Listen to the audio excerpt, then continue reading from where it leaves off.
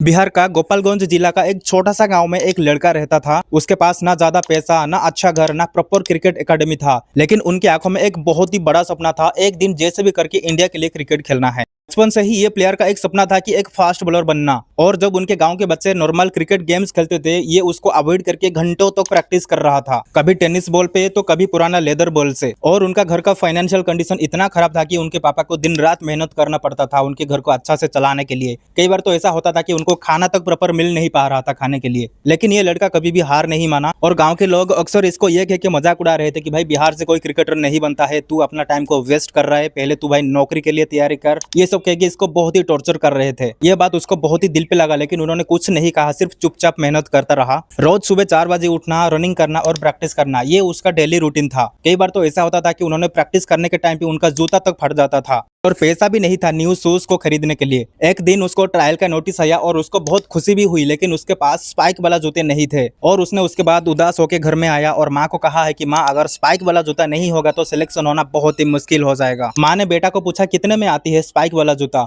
और बेटा ने कहा 15,000। 15,000 सुनते ही माँ ने बहुत ही शौक हो गया और माँ ने रोते हुए ये कहा है कि बेटा, अगर 15,000 का जूते लाएंगे तो हम क्या खाएंगे। उसके बाद माँ ने अपना गहना बेच के पैसे अरेंज किया और उस पैसे से स्पाइक वाला जूता खरीदा। और ट्रायल में इन्होंने इतना बढ़िया बॉलिंग किया कि सेलेक्टर भी सरप्राइज हो गए। धीरे धीरे उसका बिहार डोमेस्टिक क्रिकेट में सिलेक्शन हो गया और अभी उसका स्ट्रगल और भी ज्यादा बड़ा हो गया। कभी लॉन्ग ट्रेन जर्नी, और कभी प्रॉपर डाइट नहीं मिलता था, और कभी अच्छा से प्रॉपर क्रिकेट फैसिलिटीज भी नहीं मिलता था। लेकिन ये सब प्रॉब्लम को ये लड़का बहुत ही आराम से हैंडल किया। उसके बाद बिहार से इन्होंने ओडिशा भी आए थे बॉलिंग सीखने के लिए। उसके बाद इन्होंने आईपीएल मिनी ऑक्शन में अपना नाम को रजिस्टर करते हैं। और जब ऑक्शन का दिन आया तो पूरा परिवार बैठा हुआ था टीवी के सामने, तो अब इनको एसआरएच 30 लाख में खरीद लेती है। उसके बाद उसका माँ बाप थोड़ा इमोशनल हो गए और उस लड़का को भी भाई बिलीव हो नहीं रहा था कि मैं आईपीएल खेलूंगा। और इनको सोशल मीडिया में भी बहुत सारा ट्रोल किया गया, राजमिस्त्री का बेटा ये वो कह के। लेकिन इन्होंने कुछ नहीं कहा, सिर्फ चुप रहा। और ये प्लेयर को ईशान किसान की कप्तानी पर डेब्यू मिलता है राजस्थान रॉयल्स के खिलाफ, और इन्होंने उनका डेब्यू मैच में ही 4 विकेट निकल देते हैं। हाँ जी, मैं बात कर रहा हूँ साकिब हुसैन की। जैसे ही साकिब ने डेब्यू किया है आईपीएल में, तब से भाई इन्होंने तहलका मचा के रखा हुआ है आईपीएल में।